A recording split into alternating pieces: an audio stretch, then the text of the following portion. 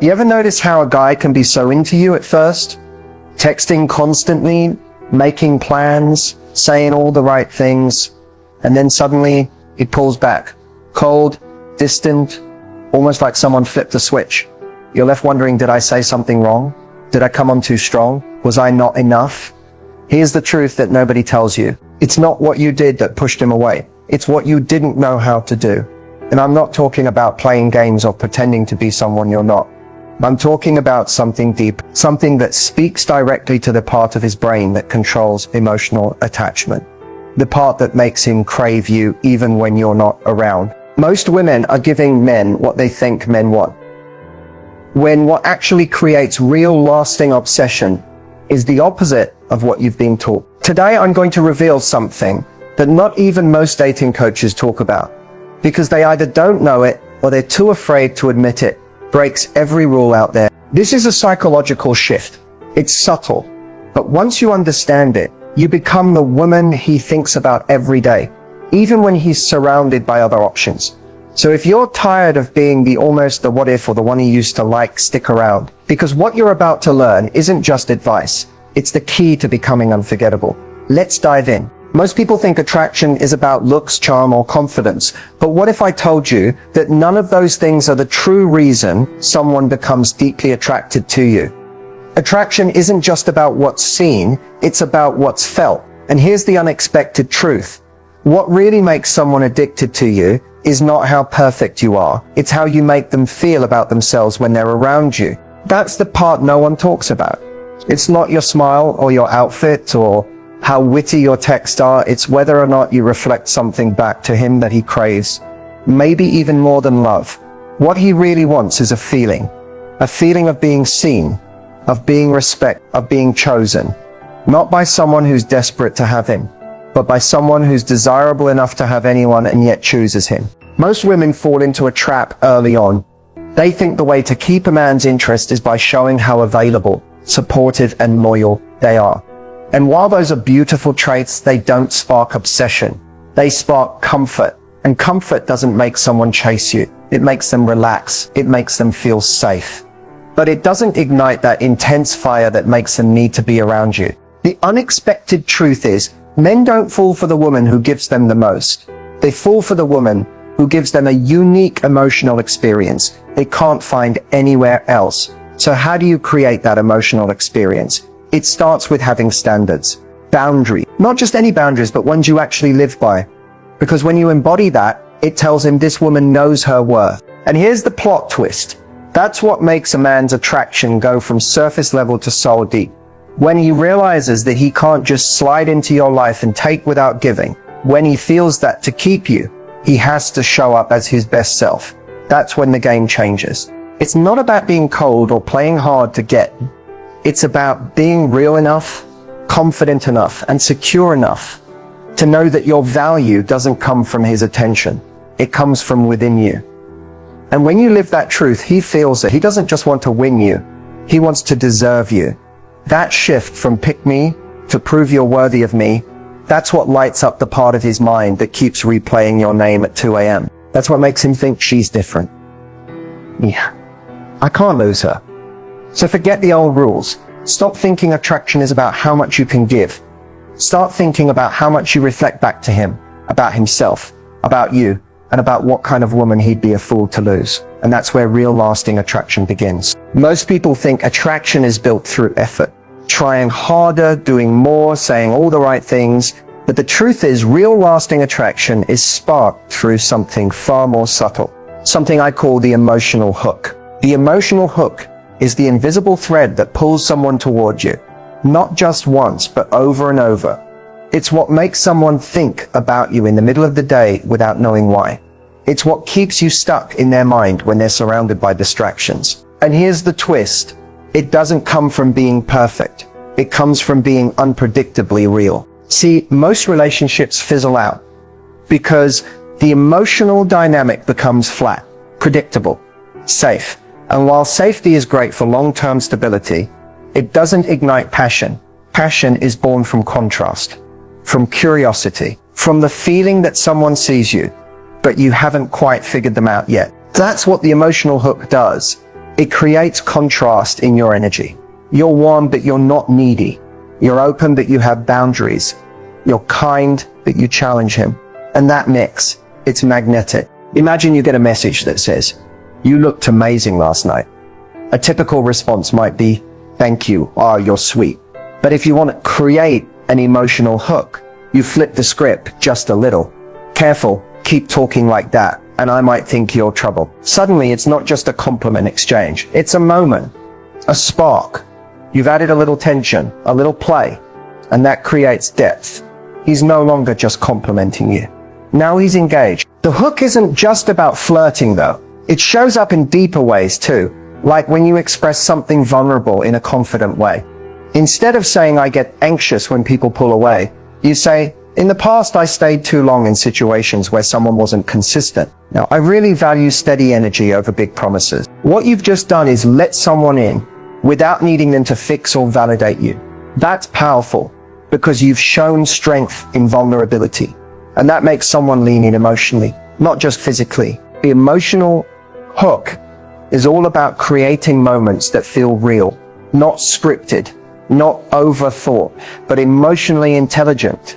It's about making someone feel something they don't get from everyone else. A little mystery, a little challenge, a little, "I see you, but I'm not trying to keep you." And when you operate like that, it changes the energy completely. You're no longer chasing or trying to win someone over. You're inviting them into a space where they naturally want to stay.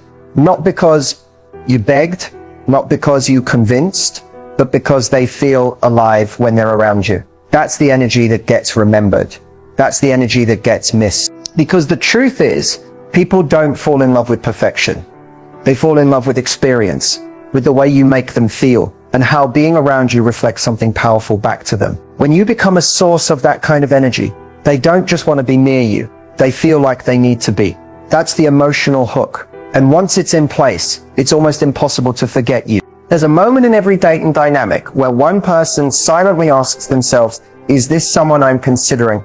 Or someone I can't stop thinking about?" The difference between being an option and becoming an obsession has nothing to do with looks, stats, or even how much someone likes you on the surface. It's about how you position yourself and how you train them without even realizing it to see your value. Being an option means you're one of many. You're someone they enjoy talking to, maybe hanging out with, but you're not irreplaceable.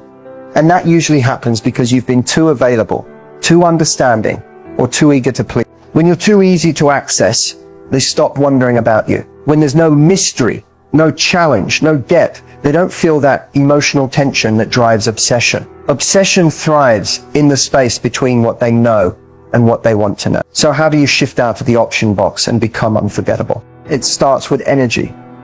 When you walk into any interaction with the energy of "I'm already full, I'm not looking to be completed, I'm looking to be matched," everything changes. You're no longer giving off the vibe that you need their attention to feel validated. And that self-assuredness is intoxicating. Most people fall into the trap of overgiving, responding instantly to messages, saying yes to every plan, letting things slide to avoid conflict. But obsession doesn't grow in comfort. It grows in curiosity. Create moments that leave them wondering what you're thinking, not by being distant or cold, but by not oversharing everything right away. When they ask how your weekend was, don't list every detail. Instead, say something like, "It was exactly what I needed. Surprisingly fun, I'll tell you about it sometime." You've created a gap, and that gap invites the mind to lean in. When you're an option, you adapt to them. You make room for them, even when they haven't earned that space. When you're an obsession, they adjust to you, because your time, your energy, and your attention are clearly valuable, and they can feel it. This also means holding standards, even when it's uncomfortable. If someone texts at 11 p.m. to hang out, and you know you deserve more, don't entertain it just because you like the attention. When you say, "I'd love to see you, but I prefer planning ahead," it shows effort. You send a message that echoes louder than any flirtation. "I know my worth." That's the moment obsession begins. Because obsession isn't just about desire. It's about admiration. They don't just want you. They respect you. And people crave what they respect.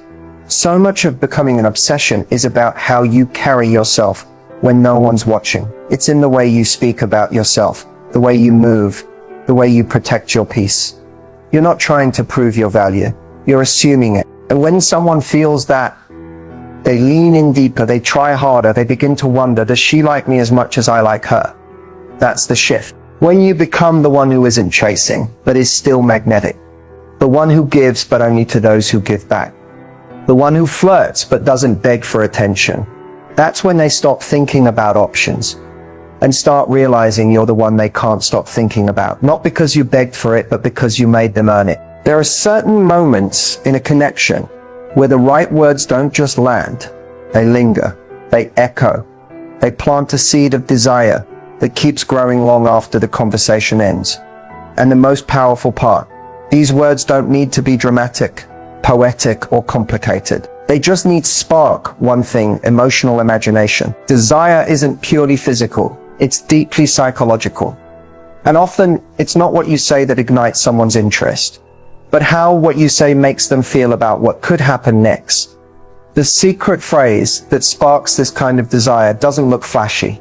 It sounds simple, but it hits deep. That phrase is, I don't let just anyone experience that side of me. Why is it so powerful? Because it carries a subtle weight. It says I'm selective. I don't give my full self away easily. If you get close to me, it means something. That one sentence flips the script from I hope you like me to you have to earn the best parts of me. And that shit, it creates instant tension, the good kind. It's the kind of tension that builds attraction without forcing it. You're not chasing. You're not proving. You're inviting someone to see you more deeply, but only if they rise to the level that deserves it. When you say, I don't let just anyone experience that side of me, whether you're talking about your vulnerability, your affection, your humor, your sensuality, whatever it may be, you've created a moment, one that makes them wonder, what side is she talking about? Why haven't I seen it? What would it take for her to show me more? That's where desire lives, in the space between curiosity and connection. It's not about withholding love or affection as some manipulative strategy. It's about reinforcing your value. You're saying without arrogance that access to you is earned, that your energy is intentional, that you don't just show your softness, your fire, or your loyalty to anyone who comes along and gives you attention. You create desire when you make someone realize they're not entitled to you. And when someone feels like they have to work for a deeper level of you, that's when they become invested. Emotionally, mentally, even spiritually. It's also important how you say it. This phrase lands best when delivered casually, but with quiet confidence. You're not boasting. You're not making it a performance. You're simply speaking your truth in a way that suggests, I know what I bring to the table, and I don't bring it out for just anyone. You could say it after sharing something a little vulnerable. I don't talk about that with most people. I don't let just anyone experience that side of me. Or maybe when someone compliments you deeply. I appreciate that. I don't let just anyone see that part of me. It takes a special kind of connection. It plants the seed that they're seeing something rare. And the moment someone believes they've unlocked something rare in you, desire goes from casual to consuming. Because what people crave the most is what feels exclusive, what feels like it wasn't handed out to everyone. You become a treasure, not a transaction. A one-of-a-kind experience, not a copy-paste romance. And once that switch flips in their mind, they stop comparing you to others. Because now it's personal. Now they want to be the one who gets all of you. Not just the part you show the world, but the part you only reveal to someone who proves they're worth it. That's not just attraction. That's desire unlocked. There's one mistake, subtle, sneaky, and shockingly common that so many women make in the early stages of dating. And the worst part? It feels like the right thing to do. It feels loving, supportive, even selfless, but it's actually the fastest way to lose someone's respect and their interest. That mistake is over-investing before anything real has been earned. You meet someone. The connection feels electric. He's charming, attentive, maybe even says all the right things. And suddenly, without even realizing it, you start shifting your energy. You clear your schedule. You prioritize him. You reply instantly. You let small red flags slide. You lean in too fast. Why? Because it feels good. And you're taught that being a good partner means being available, being giving, being nurturing. But here's the truth no one tells you. When you give too much, too soon, you teach him to value you less.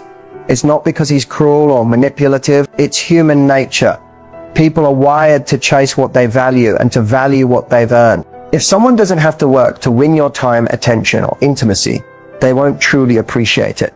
Not because you're not worthy, but because the emotional investment wasn't mutual.